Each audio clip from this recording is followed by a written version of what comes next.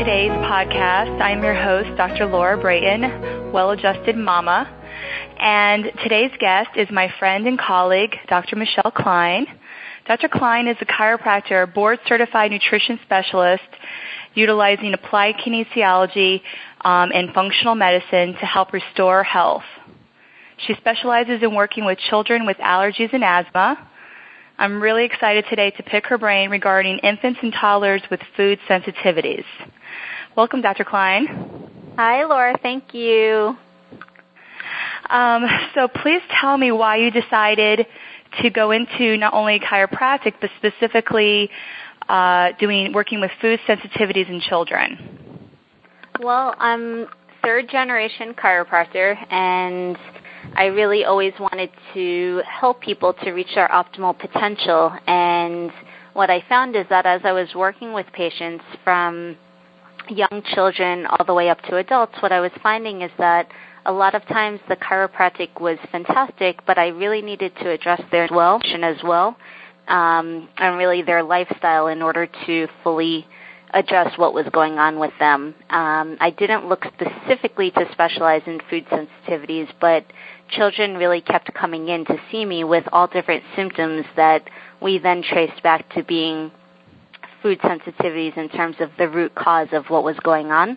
And so we started to apply our understanding of the nervous system and the biochemistry and lifestyle factors to that individual child. And then what we started doing is addressing the food sensitivities one by one, and then their symptoms started to dissipate. So I really, it's a combination of using the nutrition with the chiropractic. Mm-hmm. Did you have any food sensitivities yourself as a child? I did, and actually it was never specifically diagnosed. I found out later in life about a gluten sensitivity, and so it's something where once I was asked to go off of it by actually my grandfather, who was a chiropractor and nutritionist, what happened was I started to see some significant health improvements in myself, and so I guess that's also part of the journey in my getting involved in this type of work. Great. Yeah. So I know we have some parents on the line or parents to be who are interested in what they can do either preconception or during pregnancy to help minimize the chance that their child will have food sensitivities. Is there anything that they can do? Absolutely. In speaking with the parents, what I like to do is, if we can work together about a year before they're planning to conceive, ideally, and if not a year, as soon as possible, for the mom in particular to really get herself ready, so to speak, for conception. And what I mean by that is creating the strongest possible internal environment in her body so that where that baby is going to be developing is going to be at its best. So in other words, you wouldn't want to bring a baby into a fog, mucky kind of environment full of smoke. What you would want to do is make it as clear and clean and available for that child to grow and develop as well as they possibly can in that environment. And so it's really important to figure out for that individual mother what it is that might be stressing her system. So I actually go a lot of times back to the mother in terms of the food sensitivities and figure out what might be stressing her system so that we can get at addressing that before it's even an issue for the child, if we can start the work before the child is conceived. If not, then a lot of times we end up working with the mom and the baby together because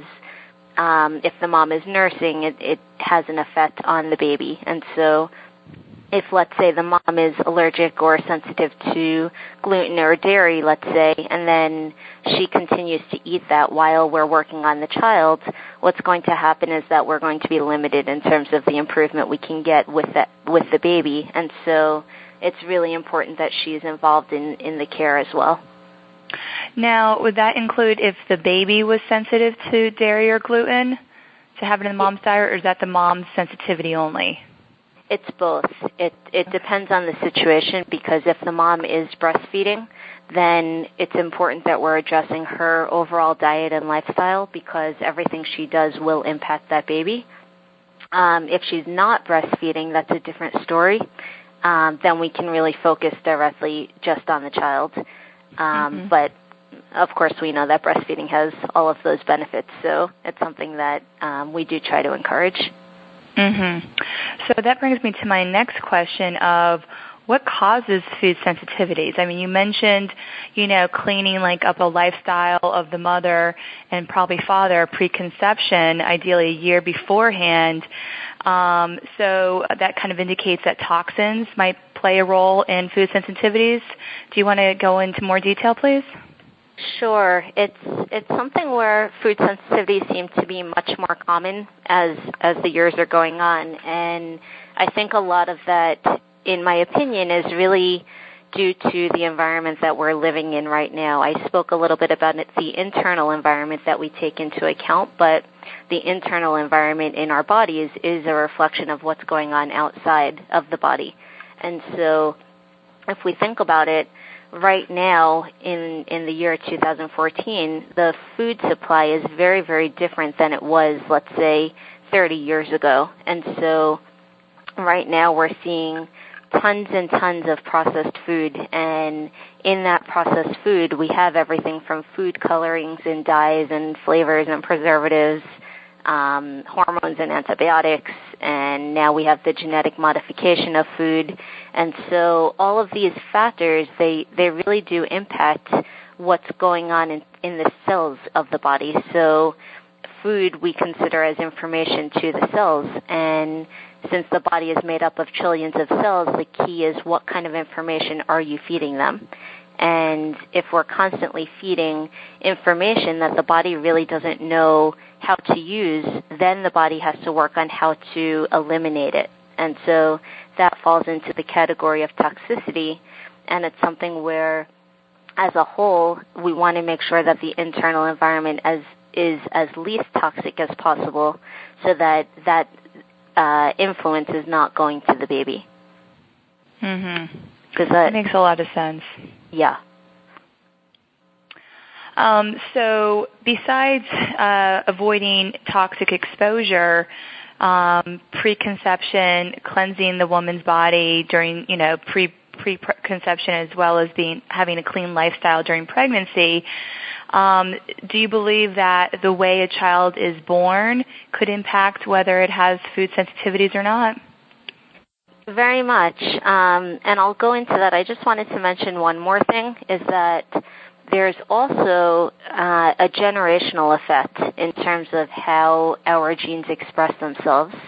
And so I spoke about the toxicity piece and the environment and lifestyle factors, but the bottom line is that those are affecting how our genes express themselves. And what we now understand is that there's actually a 3-generation effect. So things that we do are going, in terms of our lifestyle and nutrition and so on, that's going to affect not only our children, but their children and their children. So it's literally a 3-generation effect. And so what we're understanding also is that every choice that we make matters in terms of what's going to go on with that child. So it's not just the mom to the baby or just the father to the baby. Now we have to start thinking about what's going to be for future generations. And as far as getting back to your question, I'm sorry for the going off a little bit, but as far as the birth process itself, what happens is that as the baby is born naturally, what's going to happen is that they're getting certain probiotics and so on from the mother, which are the good bacteria, the beneficial bacteria, and that has a lot to do with gut health. And when the gut is healthy, typically we see less food sensitivity. When the gut is having some trouble in terms of structure and function, that will then lead to more food sensitivities. And so whether the child is born via C-section or vaginally, that actually can have a huge impact on the possible development of the food sensitivities. Yeah, I think that's something that a lot of parents aren't even aware of, how important passing through the birth canal impacts the baby's life for forever. And having exposure to the mama's flora as its first meal, and having a sterile gut then become inoculated with that good bacteria. Would you like to speak a little bit more about why a healthy gut can be related to food sensitivities? Sure. What happens is that in the gut, and when we talk about the gut, we're talking about the intestines, we can think of it like a hollow tunnel. And if you think about a tunnel, each tunnel has walls. And so the walls of the gut, they need to be intact. And so it's kind of like if water was flowing through a tunnel, you don't want the water leaking out of the tunnel. You want it to stay contained. And so because of the purpose of the intestines is to allow the food to run through it, the goal is that we want to keep the food contained in that area. We don't want it leaking through the gut, because then if it does, which is what often happens in food sensitivities, what happens is that the food will leak through the gut, food particles or just little pieces of it, and that'll leak into the bloodstream. And the important piece to understand is that when that happens, there's an immune response that goes on, and then that triggers an inflammation response. And so what we then see is that there's all sorts of different symptoms that may show up that are really linked to inflammation, but the root cause of that inflammation is that leakage through the gut causing that immune reaction. Yeah, it seems like that's becoming more and more common, too, having leaky gut issues for children and adults. And, now, like you mentioned, we're learning that the way someone's born can start that process either healthy or unhealthy. So what if a child was born via C-section? What can a new parent do to help support that infant's gut in becoming healthy? There's a few things. The first thing I would suggest is to strongly consider nursing that baby. You may want to take probiotics yourself to have good gut flora for the mom, and then there's also special forms of probiotics that we can give the babies directly, and that would also help to restore their gut flora. And then otherwise, just to have a really well-balanced diet the best we can from the beginning. Right. So how does a parent know if their young child, their infant, has food sensitivities? Oh, the baby will let you know. What'll happen a lot, the symptoms that I see every day at the office are things like reflux, eczema, bowel disturbance, so whether it be constipation or the other way in diarrhea, vomiting, skin rashes. The cradle cap a lot of times is related, so that dry skin that they say is normal for babies, but what we find is that as soon as we change mom or baby's diet, and or formula, by the way, so if the mom is not nursing, it's really important to know that the formula you're giving the baby is correct for their system. And so we check that through the kinesiology, and we find out with muscle testing which formula would be best for that child at that time. And that also may change as we go. The other symptoms that we see a lot that are linked with food sensitivity are sometimes gas that's excess, sometimes the kids that come in with the diagnosis failure to thrive. A lot of times that's also linked to this scenario health-wise. And so we think God helped a lot of children that have had that diagnosis where they're just not gaining weight. And it's really very straightforward. Once we figure out what it is that's causing stress to their system, all of a sudden the child starts to gain beautifully. And so a combination of working with the parents to really understand what's going on in that child's system, working with the parents to understand what they need to do for themselves and then also for the baby, and then, of course, giving the baby the chiropractic adjustments, which, we work on the cranial and sacral area as well as whatever else that child needs in terms of their nervous system so that they can best use whatever nutrients they are getting in. Because it's not so much what are we eating, it's more how are the cells using the nutrition from what we're eating. So we want to make sure that the cells are getting what they need in order to have proper function throughout the body. That brings up such another really great point that people may not link to food sensitivities, and that's the optimal function of the nervous system. You and I are both chiropractors, and we really understand how important the function of the nervous system is. But could you speak a little bit more on, first of all, like why a newborn may need chiropractic care, and how you adjust and provide chiropractic care for newborn and infant? Sure. Those are the greatest patients because they need very little typically. I love it. Usually they, thank God they're born very healthy, beautiful nervous systems that really haven't had time to get much stress. And so I just had a newborn today that, we did one single cranial adjustment and they were right back to where they should be in their nervous system function. And so why would a newborn need chiropractic care and the treatment in chiropractic being an adjustment? It could be for so many different reasons. I do see newborns that, the parents understand that they just want that child to be as healthy as possible, and so we check their nervous system and adjust them. And then other babies are brought in with very specific symptoms, many of them being what I mentioned before. So a lot of times we see babies with reflux, with eczema, with bowel changes, with stomach issues, et cetera, and the mothers, or the parents rather, bring them in, and what we do is we start to identify where is the nervous system not communicating well in their body. So in other words, when we have proper cranial motion, that will pump what's called the cerebrospinal fluid to every single organ system and gland in the body, which nourishes the cells there.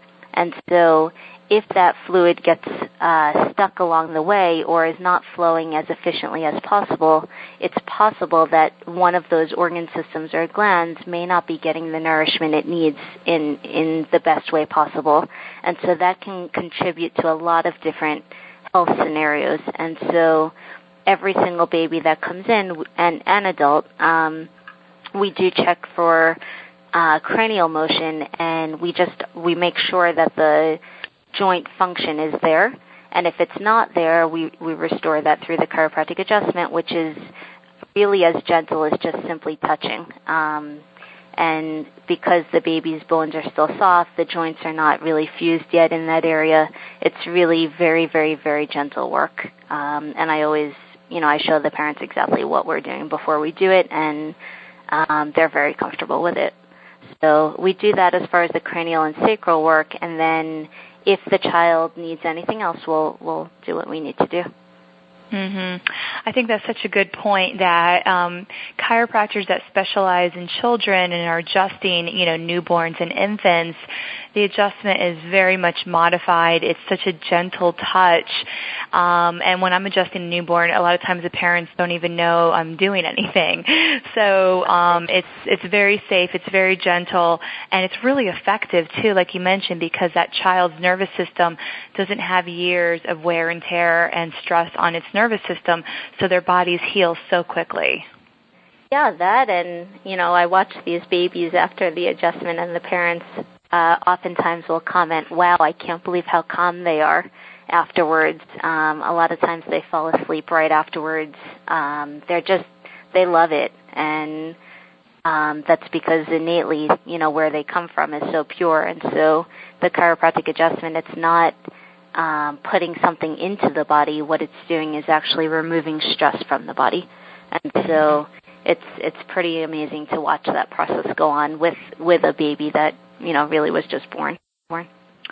Yeah, I mean, it's powerful. I've even seen the benefits with colic, and colic could also be related to food sensitivities as well, right? Very much so. Yes. Sorry, I left it off.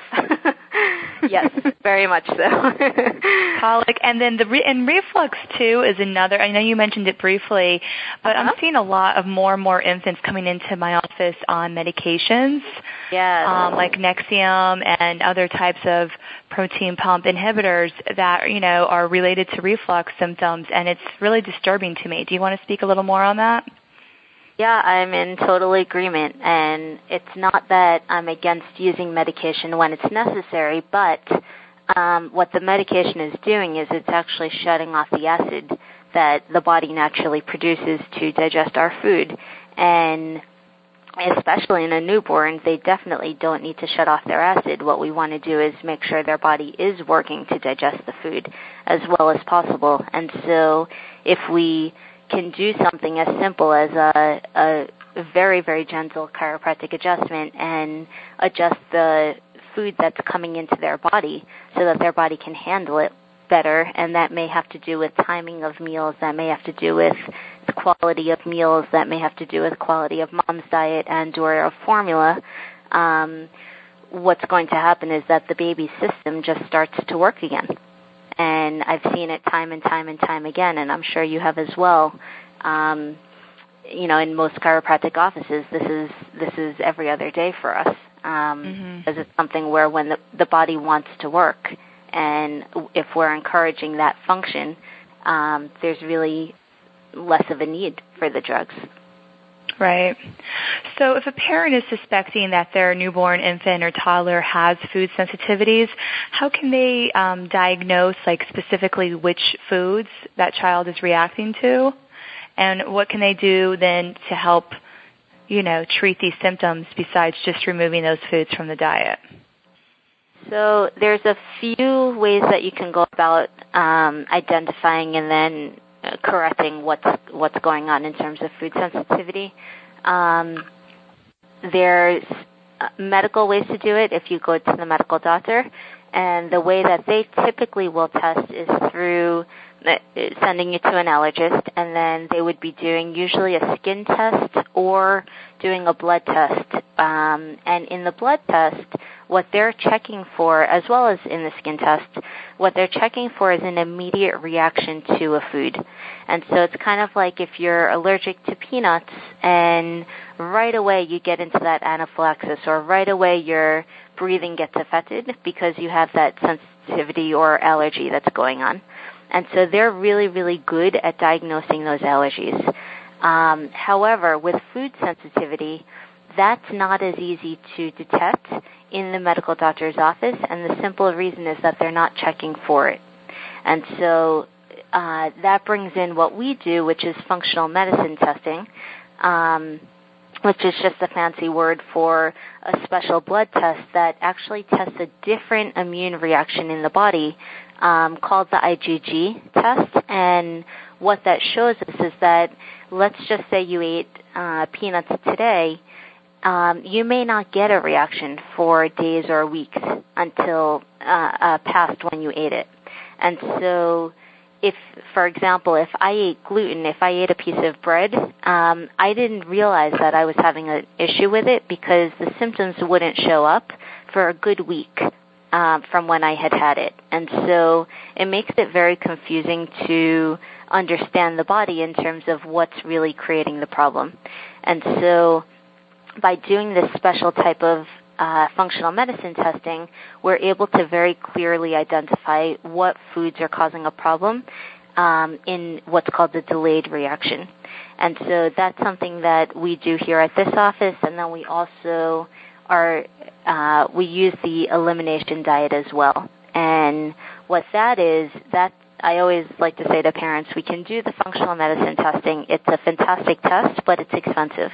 And so what we do is a lot of times either instead of or primarily and first we'll do the elimination diet, which is basically taking the individual, whether it be the child or the adult, off of whatever most common sensitive or allergic foods for about 6 to 8 weeks. And what that does is it allows the inflammation in the body to go down, and it allows the gut to start to heal itself.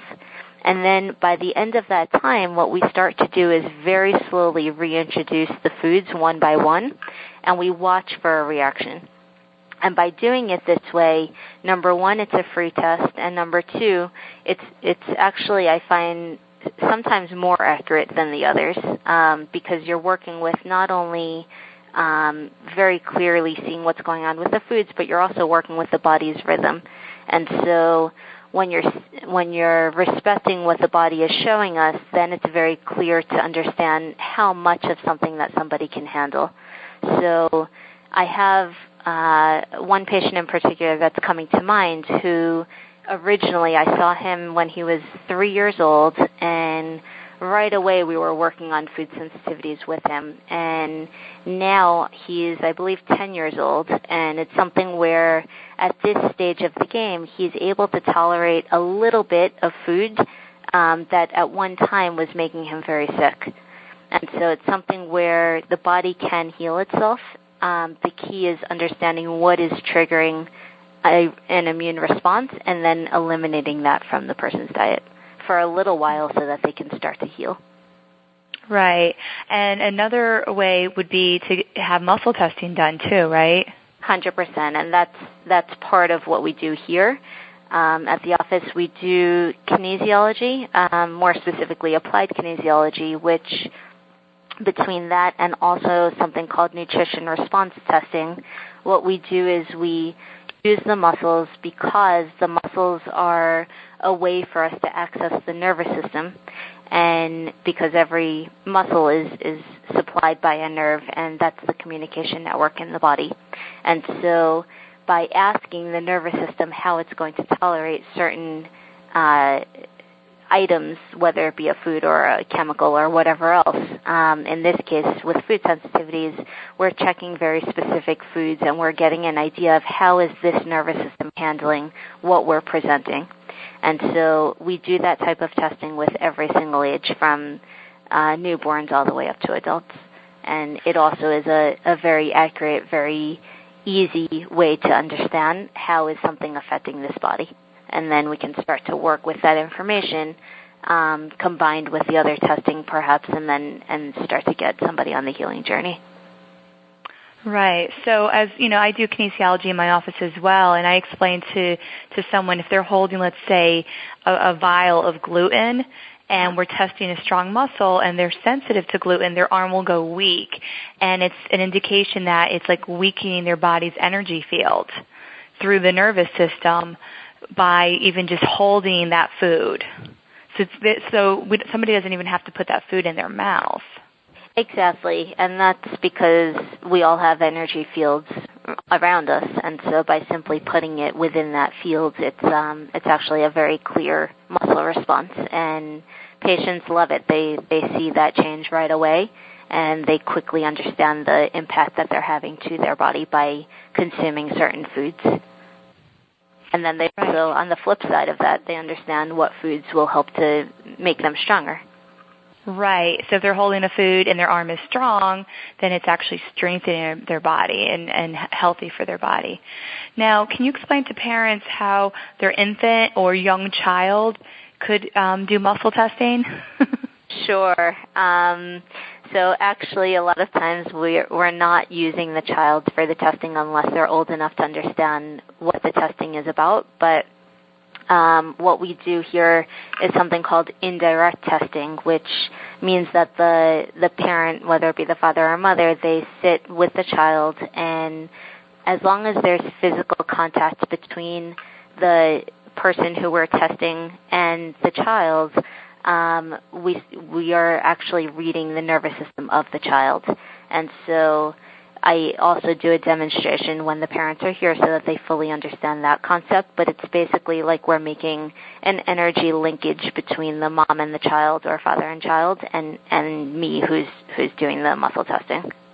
Mm-hmm. Right, so the parent can serve as like a surrogate by maintaining that skin-on-skin contact with their child, and even an infant as well. Exactly. Right? And it's just like we were explaining, the chiropractic care, the testing is obviously very gentle as well. Mm-hmm. So once, and then one more thing I wanted to cover. If for whatever reason, a mother is unable to nurse her infant and the infant is appearing to be reacting to the formula that they're on, what are her options? What I've learned is that a lot of the formulas on the market have all sorts of ingredients in them that are actually toxic. And so it makes sense a lot of times when the child is having trouble with the formulas that they're on.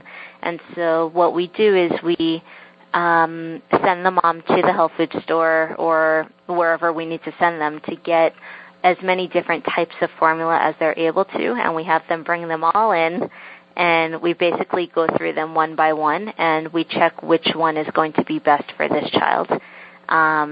And then if that doesn't work, although most of the time, I would say 99% of the time, we find what we need amongst what's out there. And then if we get to the point where we're still having trouble with that, we'll kind of create a formula based on what we have here at the office in terms of different supplements and nutrition shakes and so on, obviously keeping it within the safe range for a child.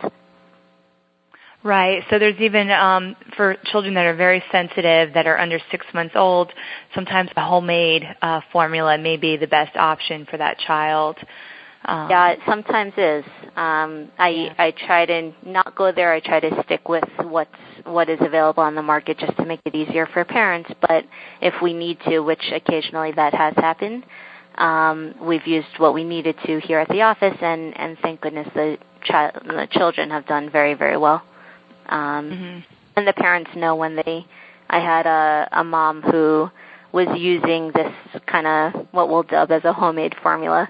She was doing that for a while and then went off of it for a little bit. She ran out and didn't replace it in time, and she gave the child just regular formula, and right away his eczema came back.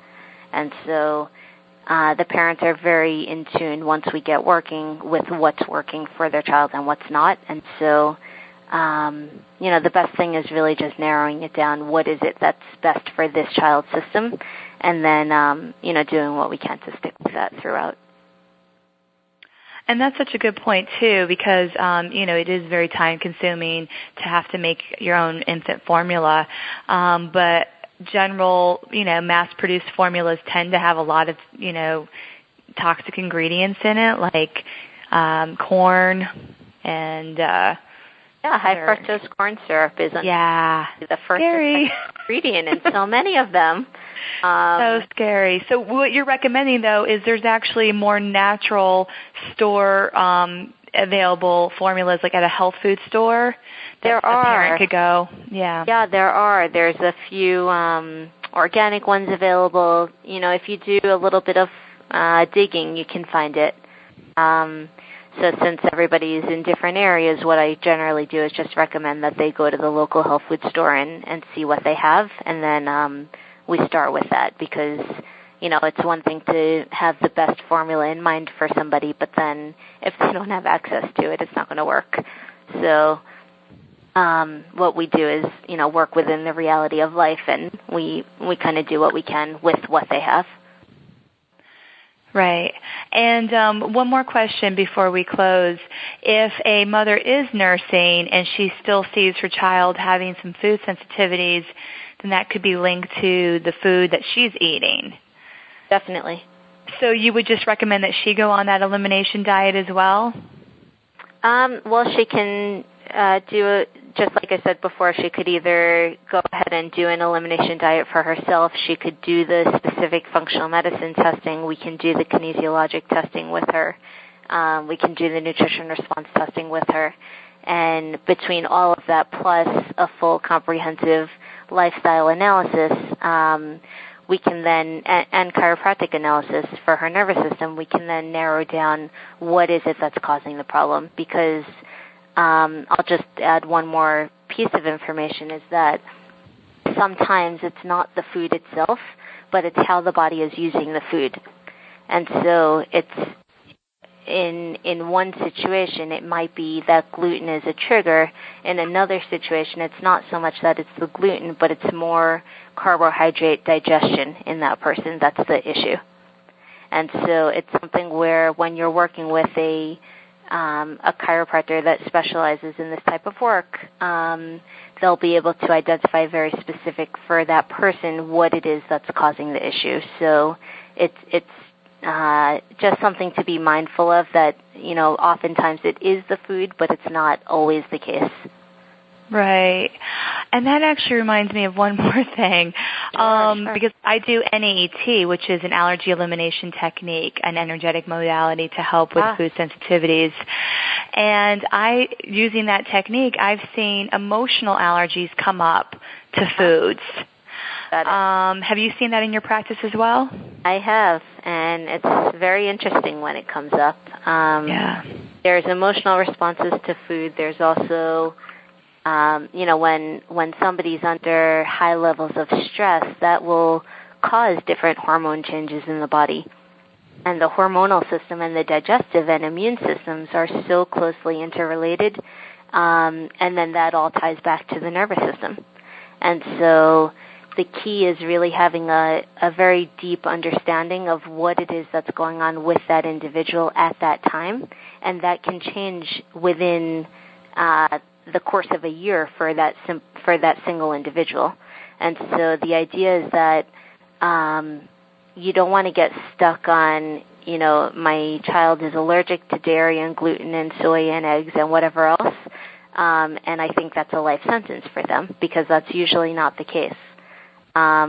What we have to understand is that in the body there's a dynamic process going on every single minute of every single day, and as there's differences in what's going on each day, whether it be in terms of stress, whether it be in terms of environment, whether it be in terms of the foods that we're introducing to the body, whether it be changes in terms of immune system. So in other words, when we're fighting a cold or the flu or whatever versus in a healthy state, all of these situations do matter in terms of how the body is assimilating nutrients. And so we have to be mindful of this constant changing over that's going on in the body, and working with that changeover versus just getting static or stuck in terms of our approach to ourselves or to our children. And so it really is important to work with somebody who can help to guide that process along. So that's why a lot of my patients come in once a month regularly, no matter what, just to kind of check in with their bodies, and we do the muscle testing, and we do whatever we need to do to kind of see where are they at now and what has changed, so that we're constantly changing with the body. Oh, I love that. You've really provided so much wonderful information, and there's hope for parents that if their child is suffering from food sensitivities, this doesn't have to be a lifelong, death sentence. There's a lot that can be done to help support their child's body in healing and tolerating these foods that they were once sensitive to. Absolutely, and we have many stories like that here, thank God. Oh, well, thank you so much for coming on the show today. And for more information, please visit Dr. Klein's website at balanceequalshealth.com.